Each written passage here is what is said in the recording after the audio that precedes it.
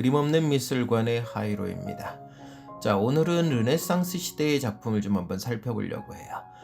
지난주에 말씀드렸던 것처럼 무세오 델 프라도 사이트에 들어가셔서 보시면은 이렇게 다양한 특별전들의 안내와 함께 다양한 예전에 재회로 인해서 코로나 이후에 처음 오픈했을 때 그 모습들, 처음에는 190점의 작품이었는데 지금은 268개의 작품으로 늘어났고요. 옛날에 있었던 모습을 그대로 사진에 아직 남겨놨는데 좀 추억이 좀 아련해요.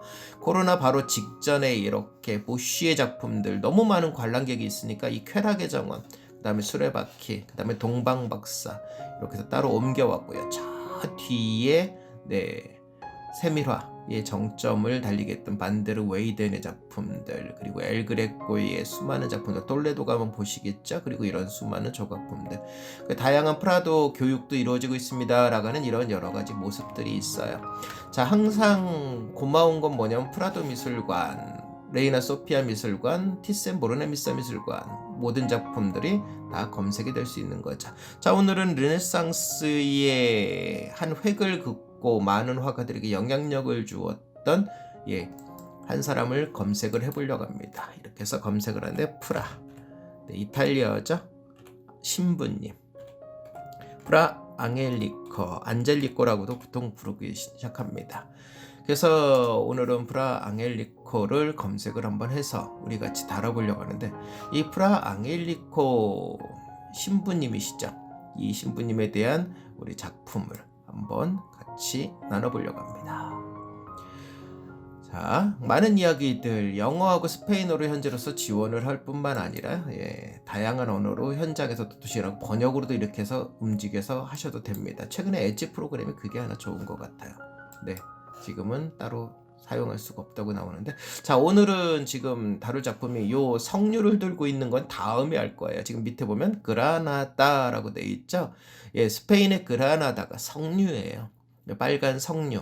자, 팁 하나 드릴까요? 석류를 맛있게 드시는 방법이 딱 하나 있어요. 보통 그거 까먹기 귀찮잖아요. 칼로 절반을 딱 자르세요. 그러면은 반쪽으로 딱 나눠지죠. 그리고 나서 어떻게 하냐면 양 모서리를 손가락으로 이렇게 꽉 쥐고 나서요, 그 등 이렇게 불룩한 등 부분 있죠. 거기를 뭘로 하냐면 우리 나무 주걱이나 아니면 후라이팬을 뭐 볶을 때 쓰는 나무 긴 주걱 있죠. 그걸로 등판을 톡톡톡톡톡톡 하고 계속 두들기시면요, 그 알들이 쑥 하고 빠집니다. 마치 호두알 빠지듯이. 그렇게 해서 하시면요, 굳이 그거 벗겨내고 막 손에 묻고 튀고 떨어지고 그런 거 없어요. 그렇게 해서 맛있게 그라나다 드시기 바랍니다. 신이 내린 선물 3이 무화과와 함께, 그리고 올리브가 최고라겠죠. 자, 팁을 벗어나서 이제 오늘 작품으로 돌아갑니다. 자, 아누시아시온, 라 아누시아시온, 수태고지라고 그러는데, 사실 수태라는 말은 동물에게 하는 부분이기 때문에 정확하게는 뭐 성모잉태, 이게 나은 표현이라고 생각을 합니다. 자, 이 성모잉태, 오늘 우리가 좀 다뤄볼 작품이에요. 프라, FRA가 들어가 있으면 신부님이라는 단어이기 때문에 편하실 겁니다. 자, 이 그림을 오른편에 말씀드린 대로 개인이 소장해서 볼 거기 때문에, 그리고 나서 간단한 SNS나 블로그에 활용할 수 있을 거기 때문에 이렇게 해서 다운받았으면 열고, 가끔 가다가 이렇게 새 창이 열리는 경우도 있어요. 그래서 오른편으로 다른 이름으로 저장을 해서 하시면 됩니다. 자, 이 그림은 왜 중요한 역할을 하느냐 하면요, 우여곡절이 참 많았던 그림이기도 해요. 2019년도에요. 200주년 기념으로 8월 달에 3개월 동안 너무 놀라운 일을 벌였습니다. 프라도 미술관이. 전 세계에, 특히 이제 피렌체에 있던 르네상스의 시작의 작품들을 프라도로 끌고 와 버렸어요. 물론 아쉽게도 조토디 본도네이의 작품은 없었습니다. 왜 그러냐면 스크로베니 경당을 뜯어올 수는 없었잖아요. 그래서 그 뒤를 이었던 마솔리노, 마사치오, 도나텔로 등의 그림들을 가지고 왔고요. 그리고 또 벽화도 가져왔고 프레스코화도 가져왔고 여러 가지 작품들, 조각들을 가져와서 르네상스의 시작이 이렇습니다 라고 늘 설명을 하지만 한 자리에 모이기 진짜 힘들었었는데, 프라도가 200주년 기념으로 아주 특별전을 전 세계를 깜짝 놀래키는 최고의 작품을 만들었죠. 자, 그것의 정점을 이루었던 것이 바로 이 프라 안젤리코의 이 수테고지 성모의 잉태입니다. 사실 이 그림은 좀 아파요. 마음이 보고 있으면. 왜 그러느냐 하면 많은 분들이 미술 작품을 설명을 할 때 지금 여기 부분을 보게 되면은 이 부분을 제가 설명을 저 오른편에서 하고 있으면 이 부분을 뿍뿍뿍 손가락으로 긁는 분들이 계셨어요. 예, 왜 그러는지 이유를 모르겠어요. 진품을 확인하고 싶다고 하는데, 그런데 진짜 그 현장에서 걸리면 큰일 나는 일이죠. 예, 외국에서는 구속되고 법적인 처벌을 받는데, 예, 다행이라고 하기에는 참 화가 나가지고, 예, 투어를 중단하고 그냥 끝내버린 적도 많았어요. 제 앞에서 여기를 긁으시는 분들을 한 3분을 만났을 정도니 뭐 말 다 했었죠. 제 아내도 예, 작품을 해설할 때 이걸 만지는 분들이 있었어요. 그래서 특히 이 부분이 많이 아까 보여드렸던 이 부분이 엄청난 손상을 좀 입었어가지고 예, 특히 이 꽃 부분이 예, 손가락으로 긁어낸 티가 너무 확연히 드러났었어요. 얼마나 속상하던지. 근데 이게 다행히 르네상스 특별전답원에 들어가서요, 이 그림을 완벽하게 예, 복원을 했어요.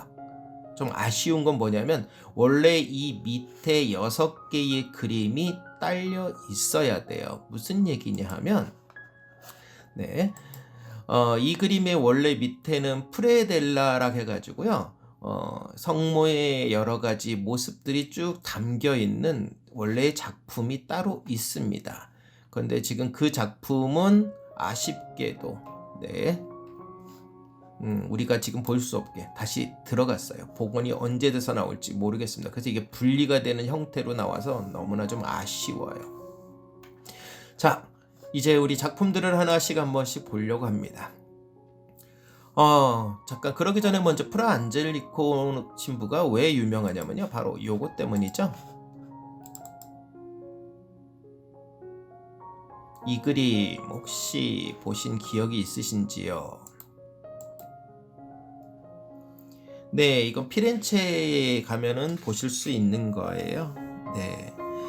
팔라 스트로치가 주문했던 거죠. 스트로치 가문에서 자신들의 교회인 삼위일체 성당에 놓았던 거예요. 처음에는 로렌초 모나코 수도사가 이제 요거를 이제 작업을 시작을 했었는데, 결국 그가 완성을 못하고 죽죠. 그래서 프라 안젤리코가 이것을 이어서 하는데, 프라 안젤리코의 그림 참 너무나 놀랍다라는 생각은 뭐냐 하면요, 지금 보이시는 것처럼 이러한 배경들, 그러니까 다시 말하면 이 뒤에 있는 요 배경들이 어디냐면요, 피렌체 그리고 토스카나 지방의 모습을 재현해내고 있다라는 거죠.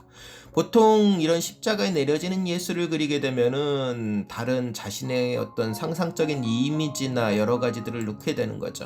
그런데 이 안젤리코는 자신이 있었던 피렌체와 토스카나 지방을 그대로 놓고 아리마데 요셉과 성모 마리아 등 많은 분들을 하게 되는데, 이 그림이 왜 중요하냐면요, 바로 프라 안젤리코가 요 그림 십자가에서 내려지는 예술을 처음으로 이것을 그려내기 시작을 했다라는 거죠. 이전에도 많은 것들을 이제 십자가에 달린 예술을 그렸으나 십자가에 내려지는 예술을 그려내면서 이렇게 움직였지만, 당시에는 프레스코화로 움직였고, 또 템페라 기법을 해서 계란의 흰자나 노른자에다가 안료를 섞어서 만드는 그런 기법들의 재단화를 주로 만들었었어요. 그러다 보니까 색상이 많이 둔탁해지고, 그 다음에 뭐랄까요, 섬세한 세밀화의 기법들이 잘 보이지 않았죠. 저 위에 플랑드르의 모습처럼요. 얀바네이크의 형이 이제 발견해냈던 그 물감을 만드는 그 기름, 린드시유나 뭐 이런 것들을 해서 아마시유를 가지고 좀 화려한 색을 만들어냈던 그런 이유들, 바로 그런 것들을 만들어내기 전에 이런 색을 만들어낼 수 있을까라고 정말 놀라게 되죠. 그런데 바로 이 안젤리코 신부님이 이런 것이 가능했던 이유가 뭐냐면, 그 당대에 활동하던 모든 화가들이 다 죽게 돼요. 그래서 남아 계신 분이 이분이었고 전부 다 이분에게 그림을 부탁을 하는데, 아이러니한 건 뭐냐면요, 르네상스 시대는 인간이 누구냐예요. 그런데 이 안젤리코는 원래 기도대 피에르라는 일반인이었죠. 그분이 이제 수도사가 되면서 지오반이라는 이름을 갖고 있었지만, 이분이 프라 안젤리코, 천사 같은 신부님이라고 이름을 붙였던 이유는 뭐냐 하면, 이분의 마음의 성품이 그만큼 엄청날 정도로 항상 겸손했고, 항상 기도하는 자의 모습으로 그림을 그려냈다라는 거죠. 자신이 물렀던 성당의 모습 속에, 수도원의 모습 속에서 이렇게 벽에다가 그대로 그려내는 모습을 보게 됩니다. 자, 이 그림의 특징들을 먼저 한번 짧게 한번 보면서 살펴볼까요? 자, 이쪽에 왼편 상단 꼭대기에 보면 손이 두 개가 있어요. 빛이 쭉 내려옵니다. 누구에게 내려옵니까? 성모 마리아께 내려오게 되죠. 그런데 중간에 보면 뭐가 있나요? 비둘기. 성령을 상징을 하죠. 왼편에 있는 자는 누구냐 하면 가브리엘 전사, 좋은 소식을 전하는 자의 모습이죠. 항상 소식을 전하는 것. 똘레도 대성당에 가게 되면 4대 천사가 나오는데, 그 중에 대표적인 천사, 소식을 전하는 가브리엘. 가브리엘이 와서 겸손의 자세죠. 수용의 모습으로 X자 모양으로 가슴에 포개면서 상대방에게 이야기를 합니다. 당신에게 하나님의 영광이 임할 것입니다. 지극히 높은 자의 영광이 당신을 둘러덮을 것입니다. 이게 무슨 말입니까? 당신이 임신을 해서 아이를 낳을 것인데 세상을 구할 메시아 예수를 낳게 될 것입니다. 처녀인데 어찌 남자를 아직 모르는데 제가 아이를 낳을 수 있겠습니까? 그걸 하나님이 하실 겁니다. 그때 이 성모 마리아께서 그런 말을 하죠. 하나님의 뜻대로 모든 것을 받아들이겠습니다. 참 엄청난 모험이죠. 왜냐하면은 젊디 젊은 여인이 임신을 했다라는 건 이 시대에 엄청난 파격적인 일이고, 사회적인 파장은요, 죽음으로 바로 움직여지는 그 시대상이었어요. 바로 이러한 모습들이 있었고, 그 다음에 왼편에 다시 돌아가서 봤더니 무엇이 있을까요? 아담과 하와입니다. 아담과 하와가 선악과를 따먹고 에덴 동산에서 쫓겨나는 장면이에요. 그런데 천사가 이제 그 에덴 동산을 지키는 장면이죠. 보통 많은 책들과 인터넷에서 보면 자꾸 선악과를 사과로 비유하는데, 사과가 아니고요, 선악과. 사람들은 모르는 거죠. 어떤 의미인지. 선과 악을 알게 하는 열매라는 건데, 결국은 하와가 따먹고 아담이 모든 일들을 벌이게 되는 거죠.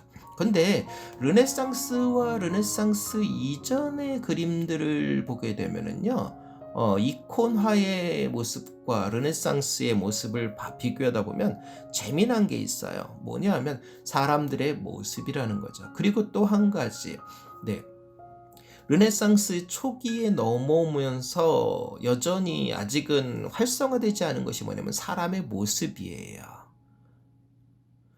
프라도 미술관이나 다른 미술관들 하면서 유심히 한번 봐주시기 바랍니다. 르네상스 초기의 작품들, 원래 르네상스의 서막을 열었던 그림은 조또 디 본도네의 스크로베니 경당의 색채감과 구도감으로 인해서 시작을 했지만, 마솔리노 마사치오가 산타마리아 경당 벽면에요, 큰 예수님의 일대기를 세 사람이 그리게 되는데, 두 사람이 기둥에다 무슨 그림을 그리느냐면 아담과 하와를 그려내요. 죄인이잖아요. 보통 죄인들은 르네상스 초기 그림 어떻게 되냐? 배는 볼록 나오고 몸은 약간 기형적인 모습으로 그렇게 그려냅니다. 천사들은 완벽한 오늘날의 인체의 구도로 그려내요. 그런데 마사치오 마솔리노가 그려낸 인간의 모습은요, 지금 여기서 보시는 아담과 하와처럼 완벽할 정도로 오늘날의 모습과 전혀 손색 없는 그런 모습으로 그려지게 되는 거죠. 바로 이러한 것들, 쉽게 말하면 르네상스 학문적으로 얘기해도 되겠지만, 저는 이렇게 말씀드려요. 르네상스가 뭐냐? 르네상스라는 것은 쉽게 말하면 딱 한마디로 정리하면 그건 것 같습니다. 신이 생각하는 인간을 그대로 따라가는 것이 아니라 인간이 생각하는 인간과 인간이 생각하는 신, 인간이 생각하는 자연을 인간의 뜻대로 모든 것을 해석하는 것이다 라고 생각하면 맞지 않나라는 생각을 좀 해보게 됩니다. 그만큼 인간들이 누구인가 스스로 자신을 돌아보려고 하는 끊임없는 발버둥에 이제 쳤던 그런 모습인 거죠. 자, 그래서 지금 보시는 것처럼 책을 읽고 있던 성모 마리아께서 그것을 수긍하게 되고 소식을 알리게 되는 제비가 있고 예수님의 모습이 이렇게 해서 또한 쳐다보게 있는데 놀라운 것은 뭐냐면요. 이 구도감이에요. 예, 기둥을 세워서 이 원형의 틀 속에서 전반적으로 이 의자의 흐름의 국도와 각도들을 역시 잡고 있다라는 거죠. 자, 이 프라 안젤리코 화면에 가득 채운 것들 우리에게 보면 어떻게 보면은 절제됨의 모습을 보이기 위해서 이 왼편과 오른편을 좀 나눈 거죠. 오른편은 화려한 새로운 세계의 시작을 알려요. 왼편은 어떻습니까? 네, 자연 속에서 옷의 초라한 모습이긴 하지만 그렇다고 지저분하거나 이런 것이 아니라 깔끔한 모습으로 정리되어진 하나님의 배려가 있는 그런 것들이 담겨져 있죠. 기본적으로 성경에서 말하는 건 이 첫사람 아담은 실패했다라고 로마서라는 것에서 이야기를 해요. 그런데 두 번째 아담인 이 예수님께서 어떻게 하나요? 이 모든 것들을 회복해내는 거죠. 제가 개인적인 사견이에요. 성모 마리아께서의 의미가 뭘까? 첫 이브가 선악과를 따먹으면서 모든 죄의 시작을 이루었지만 성모 마리아께서 순결한 잉태를 통해서 바로 이 땅에 그러한 모든 것들을 다시금 정화시키는 그러한 가교의 역할을 감당하지 않았나라는 그림의 의미들. 당시에는 가톨릭의 시기였고 그러한 상황적인 모습들이 적용되지 않았을까라는 생각을 해보게 됩니다. 자, 그림에 유독 보시게 되면은 요 구도 M자로 보이죠? 네, 이 하나의 공간을 나베라고 그래요. 성당 안에 들어가면 이런 기둥들이 많이 세워져 있죠. 엄청 크고 굵죠. 놀래도 대성당에도 86개의 기둥이 아치가 서 있는데 이 한 공간들. 근데 재미난 건요. 성당들은 무조건 이 공간 나베가요. 직선상으로 쭉 보게 되면 어떻게 되냐? 5개로 돼 있어요. 그래서 팔을 쭉 펴고 있으면 머리 부분, 가슴 부분에서 만나고요. 양팔 부분, 그 다음에 손가락 부분들을 거의 끝부분에는 경당이라고 돼 있는데 작은 경당들은 일종의 무덤의 역할이에요. 그래서 나머지 발 쪽으로 넘어가는 모습들이 있는데 머리 부분에는 제단이 있고 가슴 부분에는 통로가 있고 그 다음에 배 부분에 뭐가 있냐면 성가대실이 자리 잡고 있는 그러한 모습으로 형태를 띠기도 하고 아니면은 성가대실이 먼저 있기도 하고 그런 모습을 보게 되는데 아무튼 성당에 들어가게 되면 5개의 큰 기둥들 사이에 그 나베로 이루어져 있는데 바로 이 M자 성모 마리아의 M자를 상징하기도 합니다. 자, 이 코너에서 막 이제 르네상스로 넘어왔기 때문에 어떻게 하면 루벤스가 움직여지는 것을 기대하는 것은 사실상 무리였죠. 보티첼리의 나스타치오 디그리 오네스티를 봐도요. 첫 번째, 두 번째 장면 총 4연작으로 이루어져야 돼요. 두 번째 장면에 보면은 나스타치오가 놀래가지고 확 도망가는 장면이 보고 있으면 웃음이 절로 나요. 같이 이제 또 설명하다 보면 그분들 모두가 인식하는 이유가 바로 그건 거죠. 왜 그렇게 되느냐? 아직까지는 어떤 인물의 표정과 관리, 웃고 울고에 대한 그런 표정이 거의 잘 나타나지 않았죠. 화사하게 웃는 것은 점차적으로 이제 바뀌어지긴 합니다. 스페인의 카라바조라고 불려졌던 호세 리베라 때부터 이제 그 이전에도 좀 서서히 화가들이 입가에 미소를 짓긴 하지만 입을 활짝 벌려서 이빨이 드러나게 웃었던 것은 디에고 벨라스케스예요. 그래서 저 뭐죠? 바쿠스 술의 신, 주신의 그 승리를 보게 되면은 술주정뱅이들이라는 그 주제를 가지고 있지만 거기 보면은 환하게 웃고 있죠. 그래서 제가 프라도에서 웃어요라는 그 타이틀로 주로 사용하는 그런 그림이기도 합니다.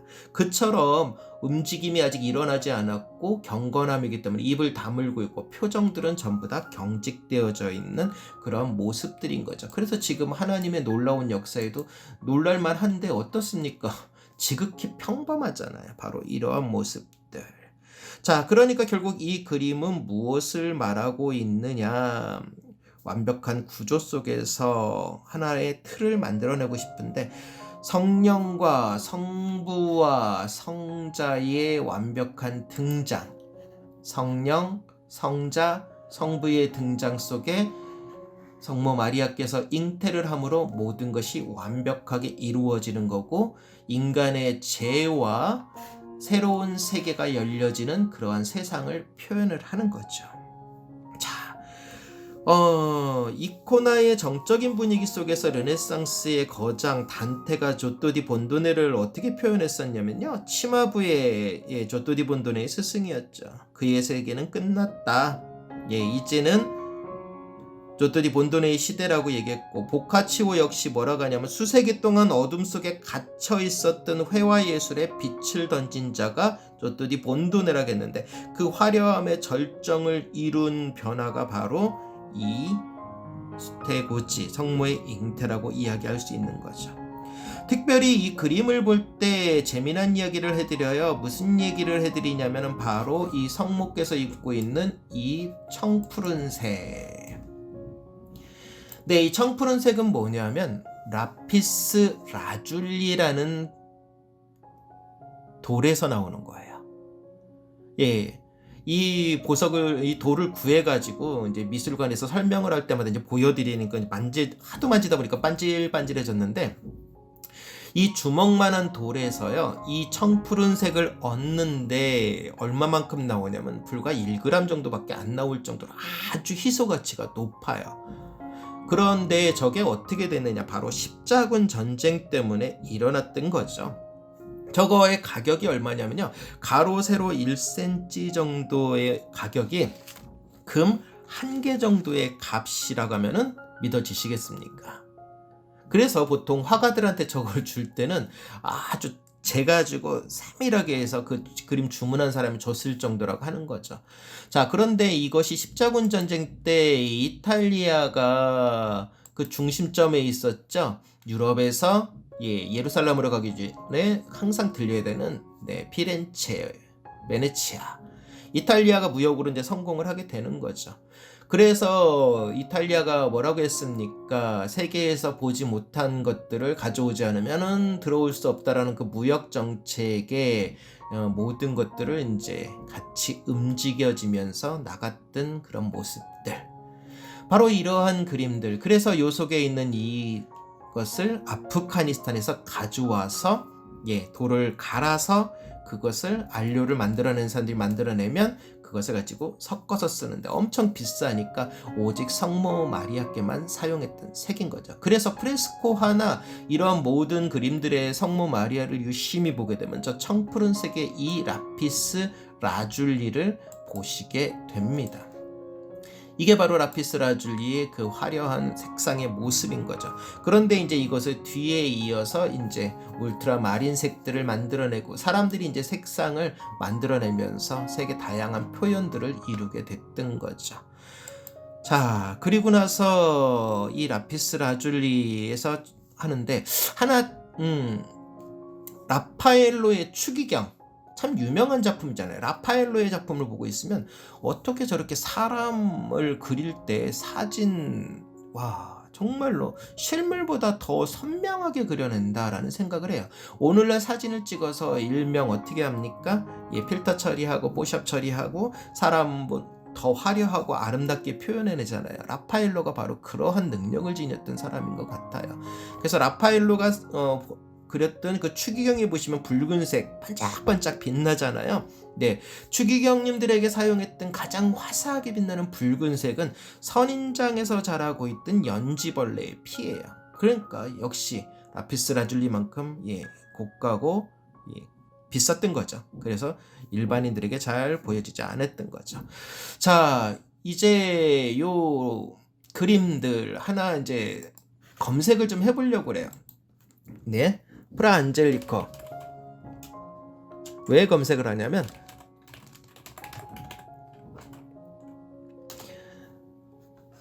우리가 바로 요 그림처럼, 네, 제가 좀 미리 해놔야 되는데, 네, 다른 분들의 그림을 좀 잠깐 카피를 할게요. 자, 지금 보시는 것처럼 어떻습니까? 요 그림이 있는데 요 밑에 있는 이 그림들 한번 확대를 해서 보죠. 일단 다운을 받고요. 네, 설명드리기 위해서 죄송하지만 다른 문과 잠깐 인용하겠습니다. 프라도 미술관에서는 사진 찍는 게 절대 금물이고, 요 밑에 게 예전에 제공이 됐었는데 지금 들어가 버려서 좀 아쉽게 됐어요. 미리 좀 양해를 구해서 그걸 다운받아 놓고 할 걸 하는 생각이 좀 밀려올 정도죠. 자, 이 밑에 있는 그림들이 뭐냐 하면은요, 프레델라라고 해서 쉽게 말하면 밑그림이라고 생각하시면 될 것 같아요. 배경 그림? 뭐 이런 의미로 설명해도 되겠네요. 무슨 얘기냐면, 지금 보시는 것처럼 성모 마리아께서 예수님을 잉태해서 이 세상에 메시아를 낳는 분이 되셨다. 근데 궁금하잖아요. 뭐가요? 이 성모 마리아가 도대체 누군데라는 궁금증을 갖게 되잖아요. 바로 그것을 풀어주는 그림입니다. 자, 그래서 이 프라 안젤리코의 놀라움이 뭐냐면 그런 그림들을 설명하기 시작을 했다라는 거예요. 근데 지금 보시는 것처럼 뿌옇죠. 그림들이 많이 퇴색되고, 원본도 지금 이렇게 돼 있어요. 그래서 아마 이게 들어갔던 이유가 복원이 되는데 언제 복원돼서 나올지 참 아쉽긴 합니다. 평생 못 나올 수도 있고요. 이번 세기에 아니면 다음 세기에 나오지 않고 바로 이 위에 있는 그림처럼 나와줬으면 좋겠는데, 르네상스 특별전이었다면 같이 했으면 좋았을 것을 하는 그런 생각이 듭니다. 자, 아무튼 설명을 한번 드려볼게요. 마리아가 누구냐 그랬더니 이렇게 해서 태어났다. 안나에게서 이제 태어난 거죠. 그래서 항상 성모 마리아 옆에 보게 되면은 라파엘로가 그렸던 그림들을 보게 되면은 항상 뒤에 남자 한 명이 있고 항상 옆에 웬 여자분이 있어요.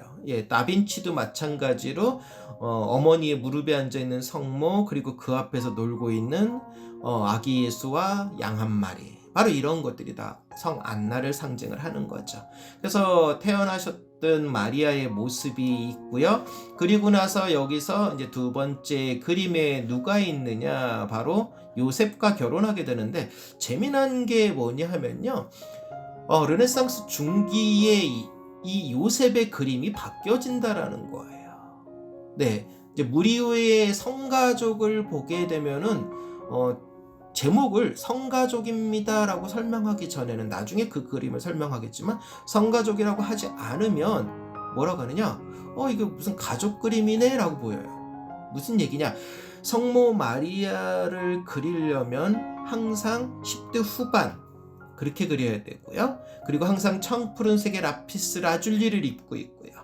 요셉은 할아버지 7, 80세 노인으로 그렸어요. 그래서 레오나르도 다빈치나 미켈란젤로들의 그림을 보든 다른 수많은 유명 화가들의 그림을 봐도 다 초기에는 할아버지예요. 왜 그러느냐? 동정녀 마리아의 교리에 의해서 당연히 성적인 능력이 없는 모습을 표현하기 위해서 7, 80세 넘는 노인으로 성적 무능력을 상징을 했던 거예요.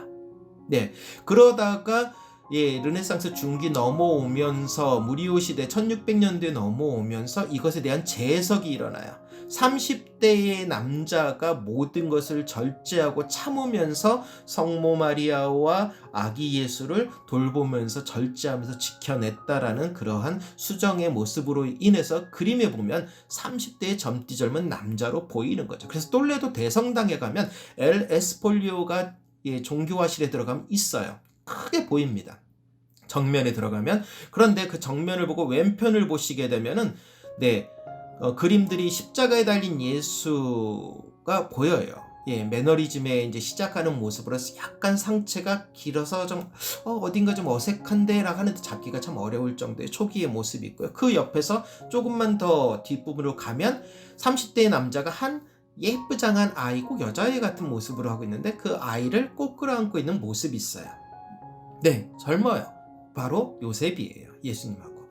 바로 그러한 모습으로 그려진 거죠. 그래서 지금 이 그림을 보게 되면은 뭐냐? 노인으로 되어 있는데 이 그림에 대한 설명이 그거예요. 어머니 안나가 이 마리아가 너무 예쁘니까 모든 동네 총각들이 마리아하고 결혼을 하고 싶어 하잖아요. 그래서 이 가운데 주교님한테 부탁을 해요. 우리 딸의 모든 삶의 결혼을 좀 주례를 해주실 어떻게 결혼할 수 있도록 주교님 좀 손을 좀 써주십시오라고 합니다. 그래서 주교님이 뭐라고 하냐면요. 마리아하고 결혼하고 싶은 모든 남자들은 전부 다 막대기 나뭇가지 하나를 꺾어와라 그래요. 다 꺾어왔어요. 자, 이제 부러뜨려 봐라 그래요. 아니죠. 죄송해요. 부러뜨려가 아니에요. 그건 다른 데에서 나와야 될 일이고. 거기서 이제 꽃이 피게 되는 거죠. 바로 이 모습 속에서 어떤 일이 일어나느냐? 이 요셉 거에서 이제 꽃이 펴내는 거죠. 그래서 결국은 요셉이 결혼하게 되는데 옆에 재미난 화가들의 위트가 구석구석에 숨어있는데 지금 어떠세요? 이 왼편에 있는 건 뭐 하는 것 같아서 약간 상처 후였는데 그림 흐려서 좀 아쉽지만 이게 뭐냐? 나뭇가지를 부러뜨리고 있는 장면인 거죠. 내가 결혼할 수 있었는데 어떻게 내가 저 요셉한테 진단 말이야. 네, 아무튼 그런 모습으로 나가죠. 자, 아직 결혼 초기니까 이렇게 붉은 옷을 입고 뒤에 성 안나의 모습이 있고 그래서 요셉과 마리아가 이렇게 둘이서 결혼을 하게 되고요.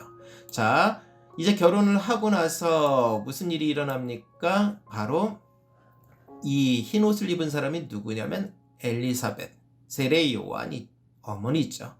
사실은 둘이 사촌지간이기 때문에 세례 요한이 6개월 먼저 태어난 형이에요. 예수님의.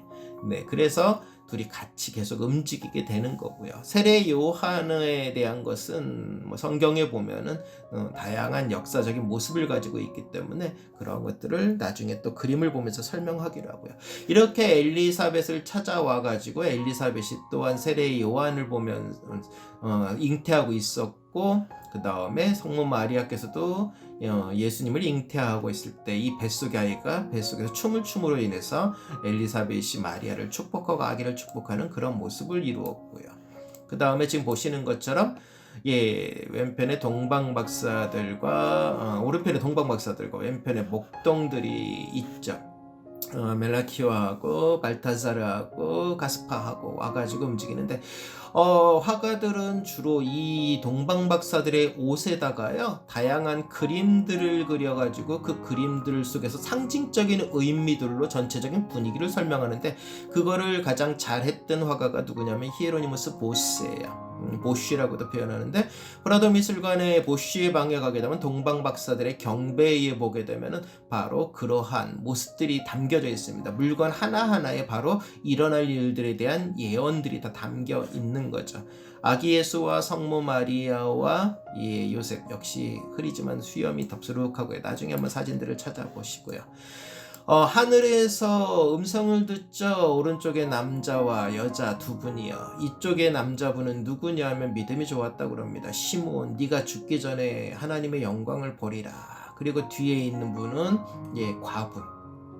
85년 동안 과부로 살았다라는 얘기도 있고 이것에 대해서는 뭐 많은 논쟁들이 있어요. 결혼하고 나서부터 과부가 된 조금 살다 과부가 됐는데 그 연수가 전체가 85년이냐 아니면 남편하고 이제 사별하고 85년이냐 뭐 서로 논쟁들이 있는데 그건 중요한 건 아니고요. 아무튼 80년 넘게 성당에서 계속 이 예루살렘 성전에서 기다리고 있는 거죠. 참고적으로 성전이라는 단어는 예루살렘에만 써야 돼요. 왜냐하면 단 하나의 장소이기 때문에 그렇습니다. 다른 곳은 다 예배당이라고도 표현을 해야 되는 게 원래 문법적으로 맞는데 그거는 뭐 종교인들의 이야기니까 그렇게 해주시고 이 시몬과 안나가 이 예수님과 성모 마리아께서 딱 결례를 행하기 위해서 결례라는 것은 뭔가 잘못해가지고 이렇게 신뢰를 범했다는 게 아니고요. 유대인들이 남자가 태어나면 며칠, 여자가 태어나면 며칠, 30일, 60일 이런 예절 법칙이 있어요. 그래서 예루살렘 성전에 와서 제물을 바쳐서 그 모든 것들을 이제 정식으로 알리는 과정인 거죠. 그때 이 안나와 시므온이 이 예수를 안고 자신들의 꿈이 이루어진 걸 보게 되는 거죠. 그리고 나서 이제 성모의 죽음입니다. 이 성모의 죽음을 가장 잘 표현한 화가, 이 지금 프라 안젤리코의 그림, 나중에 어떻게 구도가 바뀔지 모르겠어요. 지금은 1층만 오픈해서 작품들을 따로 구성해놨기 때문에 이전처럼 다시 그 작품의 장소로 돌아가게 될지 새로운 구도로 할지 코로나가 끝나봐야지 알 것 같습니다. 그런데 만약에 똑같은 위치로 돌아가 줄 거라고 생각을 해요. 왜냐하면 르네상스 시대 독일의 방, 그 다음에 중기, 그 다음에 저기 플랑드르의 모습들, 그러고 나서 바로 바로크로 넘어가도록 완벽하게 큐레이터가 세팅을 했었기 때문에 하는데, 이 프라 안젤리코의 투테고지 오른쪽에 석류를 들고 있는 먹고 있는 아기 예수의 그림이 있고요. 그 오른쪽으로 넘어가게 되면은 바로 만텐가의 바로 이 성모의 죽음이 있어요. 자, 그래서 지금 보시는 것처럼 이러한 형태의 그림들을 가지고 있는 거죠. 그래서 프라 안젤리코의 이 스테고지 성모의 잉태 이 시리즈도 많아요. 4개가 넘게 나옵니다. 이 똑같은 그림을 다양하게 그려내요. 그래서 요 밑에 있는 이 그림들을 프레델라라고 해서 밑그림이라고 그러고요. 바로 요 위에 그림의 주인공인 이 성모께서 누군지를 설명하기 위해서 밑에다가 그것을 풀어서 시작한 화가가 바로 이 프라 안젤리코였던 거죠. 이런 화려한 색상, 색감들은 아까 말씀드렸던 것처럼 당시에 프라 안젤리코밖에 없었기 때문에 수도원에다가 물감을 재워놓고 작업을 했던 화가예요. 그러다 보니까 다양한 색상과 색채감을 마음 놓고 표현할 수 있었던 것이고, 보티첼리와 좀 달랐던 이유는 프라 안젤리코는 종교화로 들어가 있는 거고요. 보티첼리는 일반 그림이잖아요. 그래서 르네상스임에도 불구하고 프라 안젤리코, 조토 디 본도네로에서 도나텔로나 브루넬리스키로 해가지고 마사치오 마솔리노 쭉 그리고 계보를 이은 게 프라 안젤리코고요. 그 다음에 보티첼리로 이어지면서 이렇게 해서 서서히 모든 것들이 풀려나가는 과정들에 있는 거죠. 지금 보셨던 것처럼 이러한 하나하나의 그림들, 근데 제가 너무 좋아하는 이 그림이긴 한데, 이 그림을 왜 좋아하느냐면은 이 그림을 그렸던 사람의 마음 때문에 그래요. 프라 안젤리코의 특징은 뭐냐면 그림을 한 번 시작하면 멈추지를 않았다 갑니다. 이게 무슨 말이냐면 이 그림을 처음에 붓을 대면 끝날 때까지 멈추지 않고 바로 그랬대요. 쉬었다 그리고 또 생각하고 수정하고 이런 걸 하지 않았다라는 거죠. 왜 그렇게 했느냐?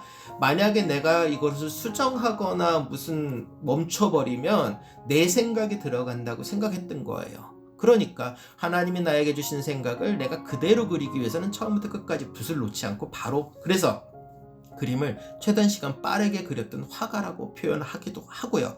그리고 두 번째, 프라 안젤리코는 그림으로서 기도를 대신했다고 하는데, 특별히 이분이 그림을 그릴 때 항상 무릎을 꿇고 그렸다라는 얘기를 하고 있고요. 그리고 특별히 아까 보셨던 이 십자가에 달리신 예수님을 그릴 때는 바닥을 다 적시면서 그렸다고 합니다.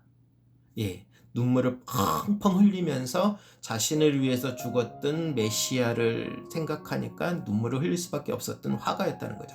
그래서 이도드 피에르라는 이름도 있었고 수도사가 돼서 지오반이라는 이름도 있었지만 모든 사람들이 이 사람을 천사 같은 신부님이라고 했던 이유는 무엇일까? 바로 그거죠. 그 사람의 순수한 마음이 그림을 통해서 움직였던 거고요. 그리고 또 하나, 프라 안젤리코의 그림은요, 뭔가 나와 상관없는 세계의 모습처럼 그려진 게 아니고, 지금 보시는 것처럼 이 그림을 마지막으로 보여드렸지만, 자, 이 그림의 어떤 모습입니까? 내가 마치 서서 옆에서 보고 있는 듯한 느낌이 들게 만들잖아요. 같은 공간감 안에서 이것을 같이 느끼게 만드는 것이 프라 안젤리코의 특징이에요.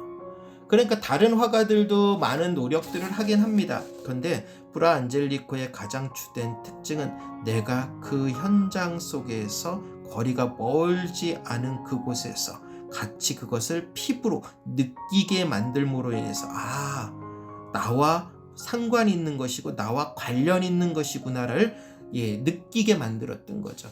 왜 그러느냐면 이 모든 그림은 종교인들을 위해서도 그렸지만 사실은 종교를 모르는 사람들을 위해서 그려놓은 거예요.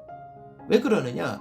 그림을 보고 나서 와 하고 나서 저런 느낌이 있네. 그런데 이거 어떻게 하지? 그럴 때 옆에 신부님 저게 무슨 내용입니까? 했을 때 신부님이 그제서야 교육을 하셨거든요. 왜? 스스로가 궁금해할 때 그것을 전했을 때 그것을 받아들였던 거죠. 바로 화가들은 모든 사람들에게 그 그림에 몰입하게 만들었던 그 에너지가 있었어요. 바로 이 프라 안젤리코 신부는 특별히 그런 것에 더 능력이 출중했던 거죠.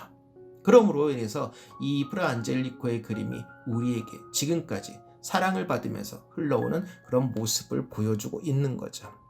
자, 오늘 프라 안젤리코의 그림을 함께 봤고요. 우리 다음 시간에는 또 다른 세상의 모습으로 더 화려하고 아름다운 그림들의 세계를 좀 만나보도록 하겠습니다. 자, 오늘도 함께 해주셔서 감사하고요. 정말 즐거운 시간 맞이하시고 오늘 하루도 행복하십시오.